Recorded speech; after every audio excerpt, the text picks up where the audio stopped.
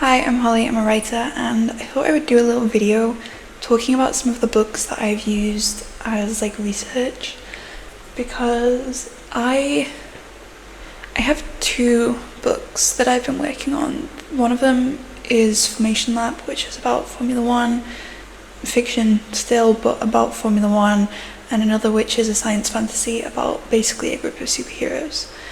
And I figured with my writing, I like to research because I feel really stupid if I don't know something about something that I'm writing about. And so I have a few different books that I've read, whether that's non-fiction or fiction, to help me figure out the writing process for those books. And I have loads of books still that I would like to read for these purposes and that I don't own, but that is a long list. It's a very long list, and some of them are for books that I haven't even plotted yet, so there's no point in really talking about those yet. I plan on doing a full video talking about the books that I'm writing, but this is some of the specifically just things that I've read or I'm going to read to help me with those. So I'm going to just start because there's a fair few, I think. Yeah, there's 13 books. So first of all, we're going to just do writing. It's written by Suzanne McConnell, and it's called Pity the Reader on Writing with Style. And it's basically about the writer Kurt Vonnegut, who, is that how you say his name? But it's about him. He's very famous. I haven't read any of his stuff actually, but it was really helpful, I thought. I made notes of quite a few of the things that he wrote in here. And it's basically advice that he gave as a writer who was very successful, but also as a man who taught creative writing at a university level. And this is, obviously it's not about a specific book that I could take away information to use in, but it's about writing as a whole. And I think if you're a writer who has any issues with self-esteem, this for me felt like getting advice from an older sibling, but in writing specifically.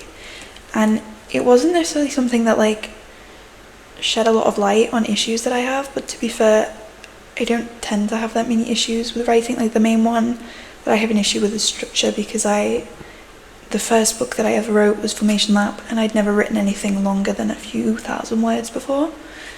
So apart from structure, I didn't really need that much help, I wouldn't say. Obviously there is always improvement to be made, but I wasn't someone who struggles with coming up with ideas or anything like that. But this was still very helpful, and I rate this quite highly, and I bought this as a Christmas gift for a friend of mine who is also a writer. And I plan on reading his other books. I own Slaughterhouse 5, I think. But yeah, I really recommended this. There isn't a whole lot I can say about it, but let me just write. So chapter 9, and this is page 91, it's literally the first page. The first bit of this thing is that it says, the primary benefit of practicing any art, whether well or badly, is that it enables one's soul to grow. I think that quote kind of sums up perfectly what it is about this book that was helpful for me.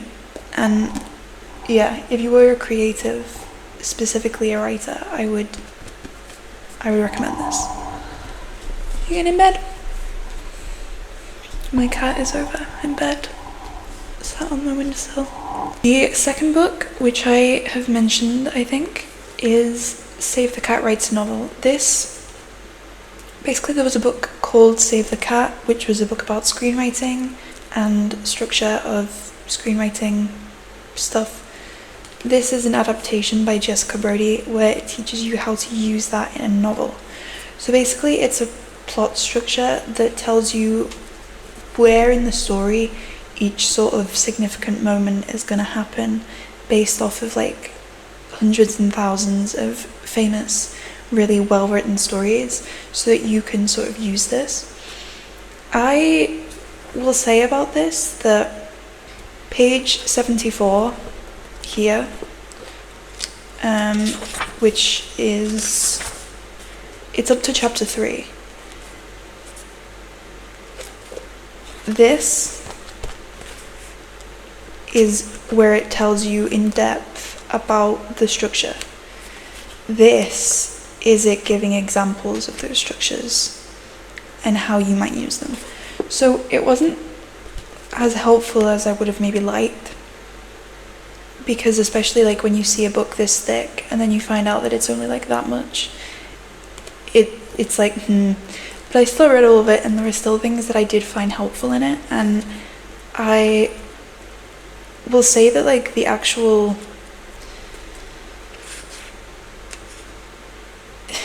like online you can get the beat sheet, which is all of the like moments where you're supposed to have this stuff happen, for free. But having a written explanation in depth about it was very helpful for me, because I can't, like, I'm not someone who looks at a diagram and finds it easy to read it, even if it's like the diagrams for this. So it was really helpful to read it. However, if you're someone who understands the stuff that you read of it online, I would say maybe you don't need it. And I also think that for this specifically, I've tried to use it, but the percentages are a bit wonky, I think, for me.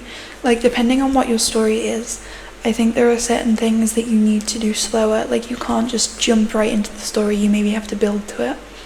For me, I first started using this with Project H, which I'm currently writing, and the 5% mark, which is where you're supposed to have your theme stated, that moment worked best at the end of my first chapter, in theory, like in my outline.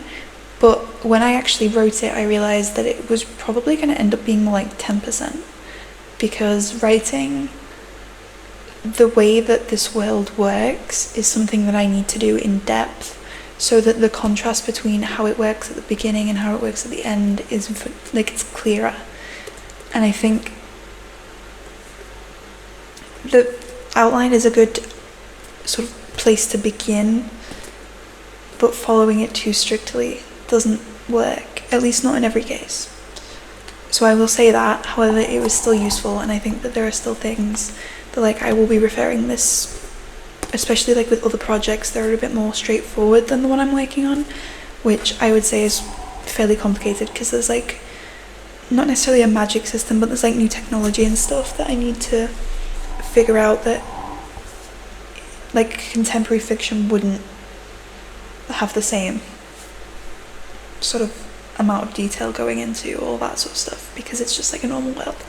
So yeah, I think that's gonna be something that's more beneficial in future projects, but also something that did at least help me figure out some stuff plot-wise. Even if it didn't figure out the exact structure, it gave me the ability to understand where the highs and lows should be generally. So it was semi-helpful. This one I haven't read, and this is the last book on writing that I currently own, although there are a few that I would like to own. I have plans on buying one by Margaret Atwood, which I can't remember the name of, something with dead in the title, and Stephen King, which I think is just called On Writing. This is The Art of Dramatic Writing. It is a book about writing. Specifically, it's a book about writing in like plays and writing a play. However, I think that books about writing in general, you can very easily turn them into something that fits you, because writing is writing. Like, you have to, the main things of writing, like the premise, the character, the tension and all that sort of stuff, that's stuff that you have to have in any form. So I haven't read this, but character is chapter 2 after the premise, where it talks about things like character growth, the antagonist, blah blah blah, conflict, and then it goes through a bunch of stuff, including exposition and dialogue. And I think that this is something that, if not necessarily helpful, it will should hopefully be interesting. So yeah, I think I want to read more books about writing that don't necessarily tell you how to write, because I feel like I've written a book. In theory, I know how to do that. And I feel like I've even written a pretty decent book, which I don't love giving myself praise, but I feel like, it's a book that is good enough to be published, which is why I'm querying it.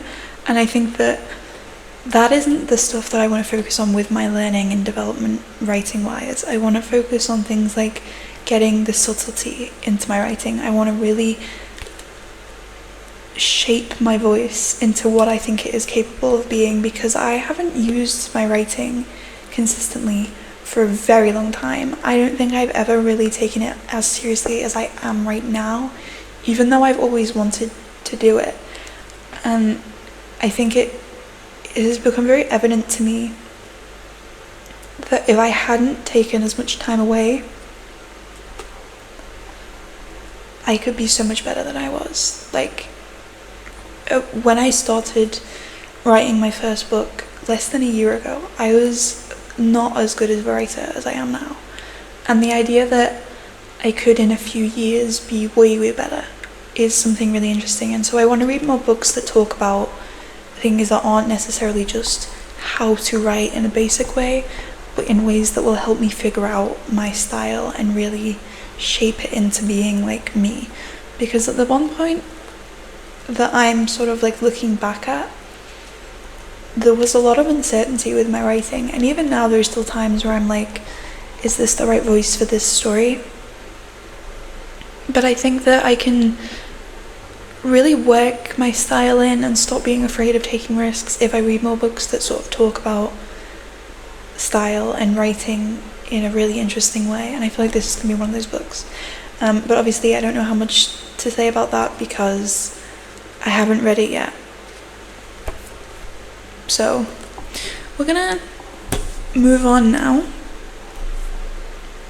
I think I'm gonna talk about the books for Formation Lab last, because there's one at the very bottom of this pile because it's huge. So I want to do that last. So Project H. Project H is a science fantasy, and without talking too much about the plot, the premise, all that sort of stuff, because I plan on doing a video about it, it is a book which features essentially superheroes. And when I say superheroes, it's like Captain America superheroes, where they were genetically, like, they were changed through science, this is a science fantasy. So I wanted to read, I had the idea for that book so long ago, and I bought this book a really long time ago and still haven't read it, because I wanted to see how you would write superheroes into a novel. And I'm not going to read this, I think, until I finish my first draft, because I want to not subconsciously take inspiration from this while I'm writing. But it's called Renegades. Now this is, I believe, a book about superheroes. Yeah. And it says superheroes on the back. And it's YA, so it's not the same age range, because I plan on making mine like an adult, like the themes of it are adult. So even though they're teenagers, they are in an upper category. But I think that this book will help me figure out if writing about superheroes is something that I need to like do differently than I have been doing it, and that I will presumably keep doing it, and to see and compare to how other people have done it. Because at the same time, I don't want to do it exactly the same, but I don't want to do it so differently that it's like, is this bad, you know? Again, I can't say that much about this. This is a book about, I think it's kind of like Romeo and Juliet type thing by the sound of it, like people on opposite sides who feel drawn to each other and then they start questioning the institutions or whatever. I feel like this could be really helpful. There are also a few other books that I want to read for Project H, but I think To be honest, I've read a lot of them. Like The Hunger Games is, I suppose, one maybe that would be considered that. I think I want to be more science fantasy though, and I'm gonna get there. But yeah. Next one's I'm gonna start actually. These, you can probably tell what this is if you are a very big bookish person, even though it's facing away. But I am an English student who will hopefully be doing a dissertation on these 3 books at some point. Basically, we have to pick like 3 novels. So or text. But I'm doing novels because I'm a novel person. Sorry to people who like plays and stuff a lot. This is The Secret History by Donna Tartt. You can see the tabs. I've already started to analyze it because I've read it once. So it's basically, there's a different tab for all of the characters so that I can mark out specific things that they do. And then there's like one for the general topic that I'm going to be doing. But that smells really good. But yeah, so I've read this before, but I need to reread it again because it's been a few years. I actually wrote an essay about this at A-level. And that was one of the ones that got me full marks. So that essay is inspiring this dissertation because I haven't been able to stop thinking about it. But basically The Secret History is like a dark academia book about a group of students who kill one of their friends, and then it's about what happens sort of leading up to and then following that. And then The Little Friend, also by Donna Tartt, which is, I don't even know what it's about, but that also smells really good. This is also one that I'm going to be writing about. So this is about a mystery where someone dies. A young child dies, and then someone wants to find out who killed their brother.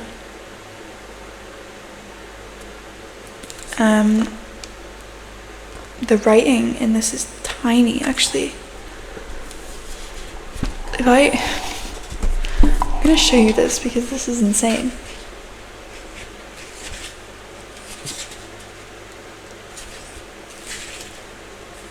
Okay, that's The Secret History.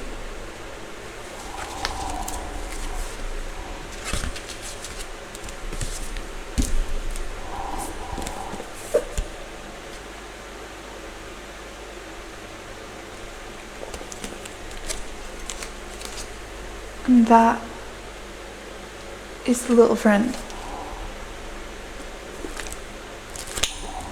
Okay.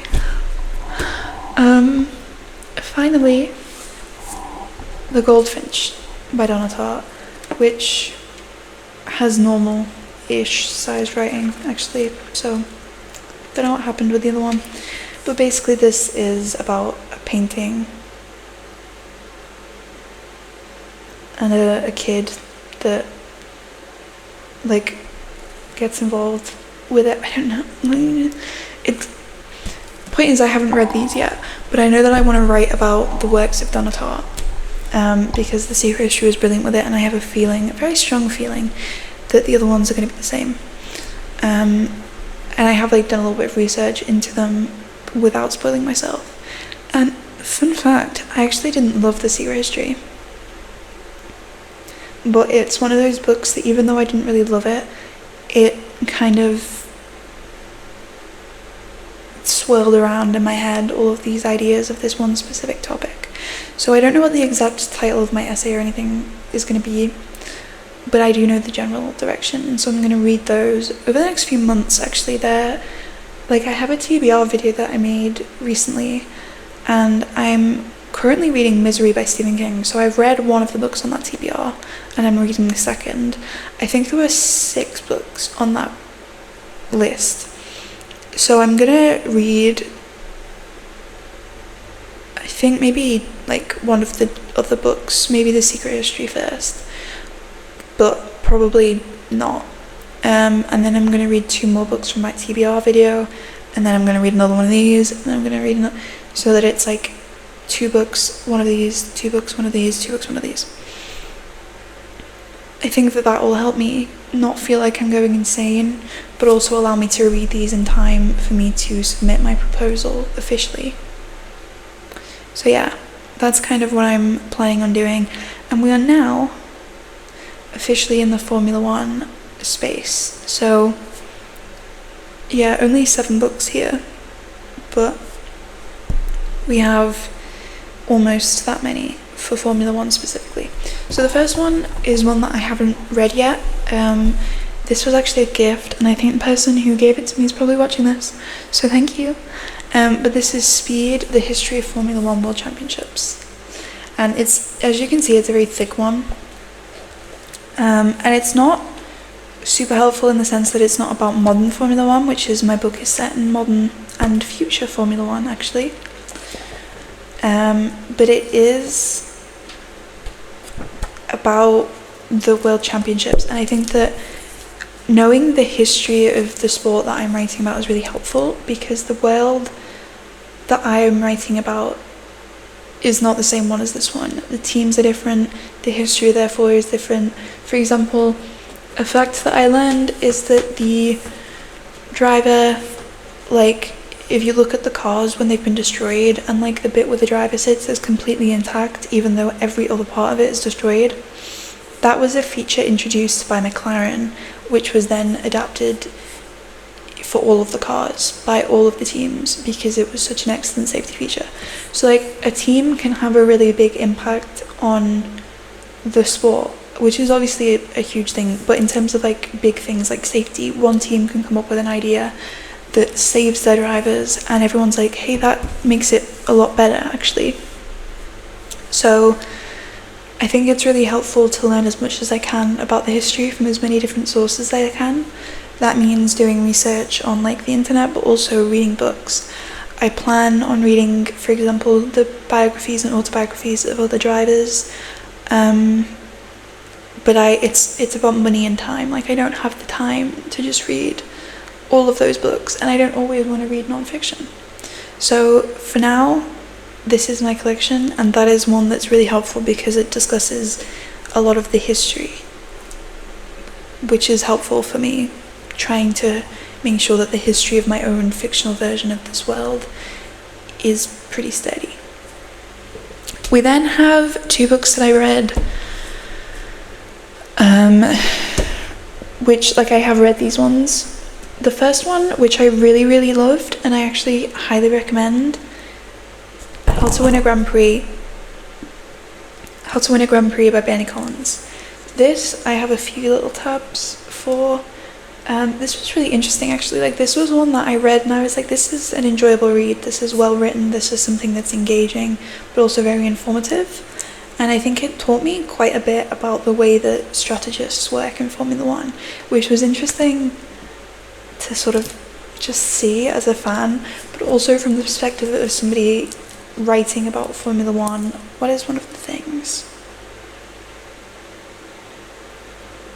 Right, yeah, it tells you how many people are in a Formula One team. It tells you about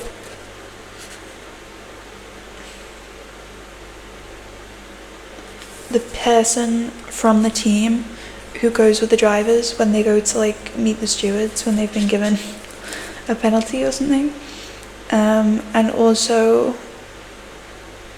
the way that qualifying works specifically, but like from a strategist's perspective, and the way that like the layout of the weekends work. And I think that learning about that from a strategist's perspective is really interesting, because as a fan you sometimes might see the way that they do it and you might just think, well, they're just trying to figure out how the track works, but then you figure out why they're doing that on a specific day, why they're doing that stuff in a specific car, and the more that you learn about it, the more full the picture becomes. And I think it's really beneficial for me, honestly, writing about that, because I have to try and write it as if my character is like a driver. She knows what this stuff is, and I don't, because I'm not one. I'm not in a team. And so it's really interesting to have a perspective from somebody who's been in the sport for a really long time and who's still active in it, and who doesn't talk down to the audience, which is a problem with the next book that I'm going to talk about. This book is Inside Mercedes F1, Life in the Fast Lane by Matt Wyman. This one, I still have some tabs, but as you can see, they're all towards the beginning. By the end of this book, it started to feel, if I'm being honest, quite repetitive, and it was very dry. Like, it was written in a way that kind of felt like it was explaining Formula One to someone who had no idea about Formula One, but like, I don't think that someone who doesn't know much about Formula One, isn't like a big fan, is going to buy a book of a team. There wasn't that much of the drivers. There was about one chapter that talked about Toto Wolff, and a lot of this felt like it was a manifesto for Mercedes.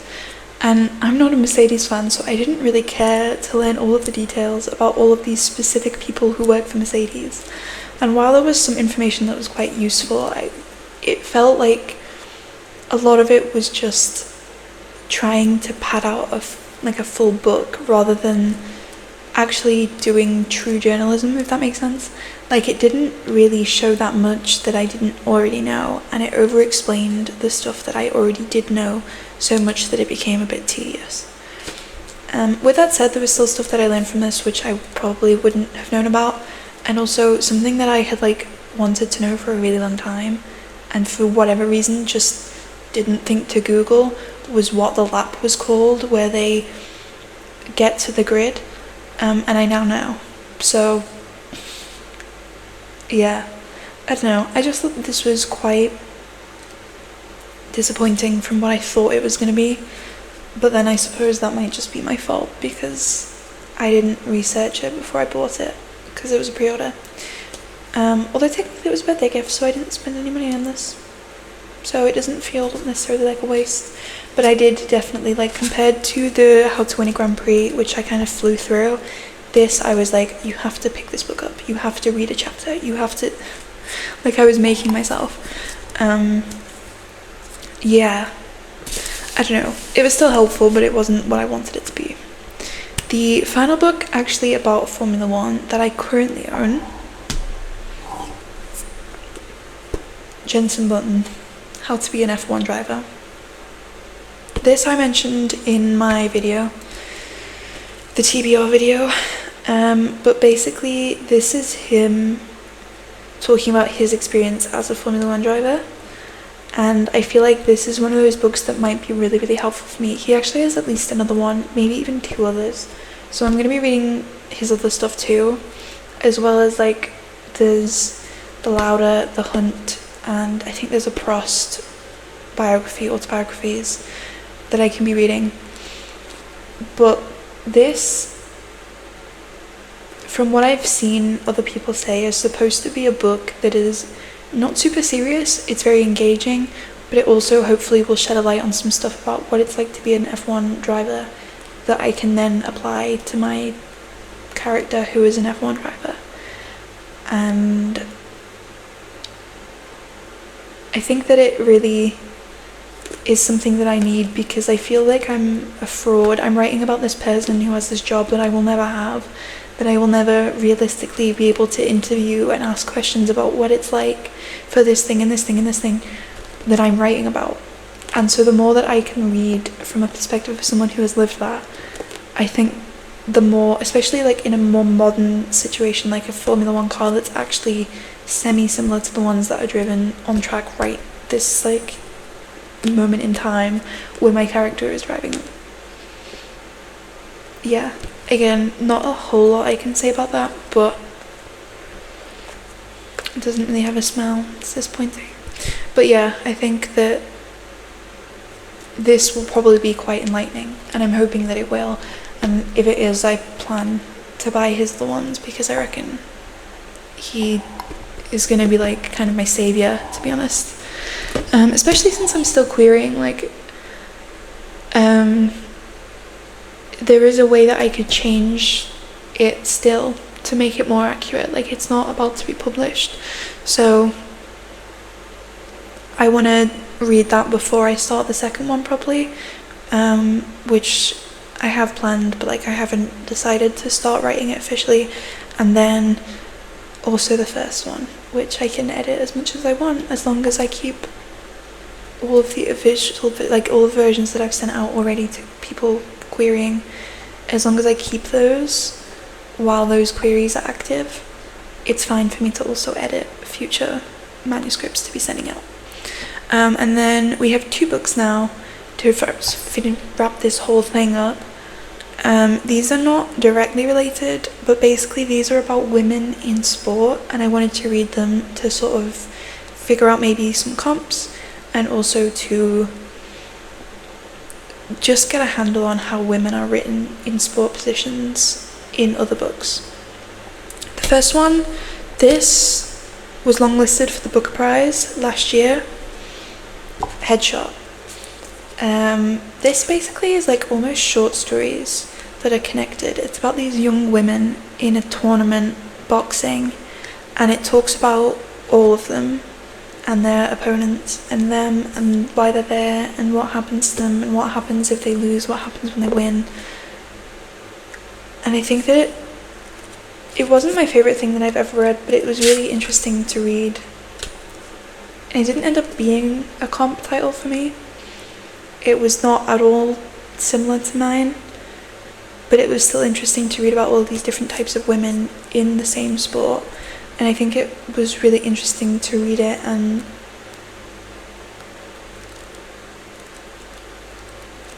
see how it played with like the form and stuff, and to have it, let me get the thingy. Okay, so this is like the title page where it talks about the tournament itself, what it is, where it is, when, and then you have the full list of matches, and then you have it like divided into the matches. And I thought that was really interesting formatting wise, and I thought that that was something that I could take away from it because mine is formatted by races, so having stuff like that really made me feel like that was a good decision. Same for Carrie Soto's Black. This is actually a comp title of mine. This is, I think, probably one of the closest, besides like The Hustler and The Color of Money. This, hi sweetie, this book I really enjoyed. I read this from my library, and then I bought a secondhand copy, which, I mean, you can tell that it's secondhand, like if you're me and you know that I haven't read this copy, but if you weren't, you probably wouldn't know because it's in very good condition. There's just like a little bit of bending on the spine and a little bit of like bruising, shall we say. You okay? This is also, it tells you the date and like the month of the year and then how far until the next match. And it's set into different like big sections. My book is set into 2 years. There is a title page for each year. Not a title page, but like a part page. And then also it is like each where it is and then the date of the races, the race weekends. But this was really helpful for me actually. First of all, it was a comp, which was nice. It's a comp that was very popular, so it is one that proves that this kind of book can sell. And yeah, I honestly recommend this. I'm not going to talk too much about it because I think you should read this if you haven't. Basically, it's about a female tennis player who unretires because there is a new female tennis player who looks like she's going to beat her Grand Slam title record, and she's like, I don't want her to do that. And so the other person levels her record, and she comes back into the game, starts training with her dad, who is her coach. And it's about her personal life as well as her career, and it's about how they intersect. And it's really interesting because actually it deals with some stuff that, not in the first book, although the first book is still a very good comparison for it, but the third book in the trilogy that I have planned for the Filmation Lab, being the first book of, is the book where she like finishes her career in Formula 1, And the idea of like a woman who has to decide to either keep playing and like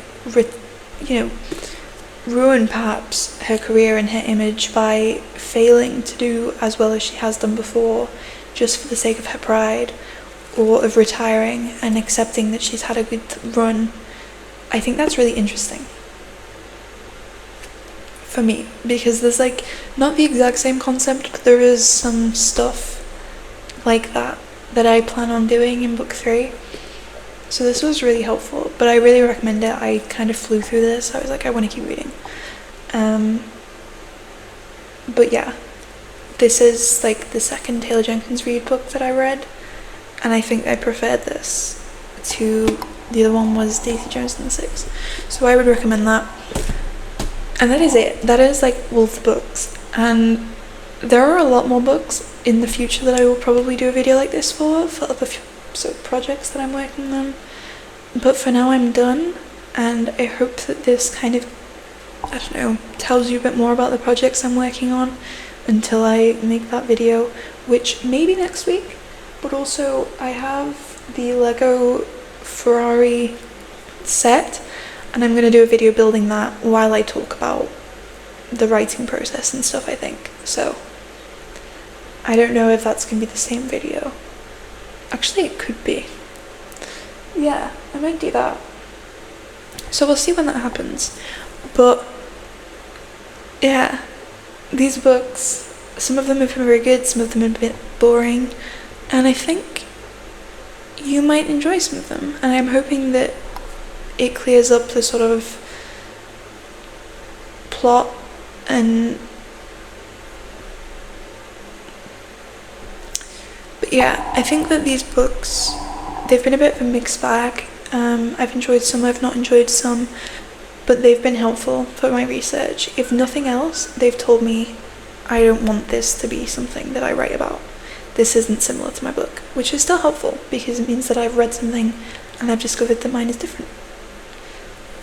But yeah, thank you for watching. I hope that I see you soon. Goodbye.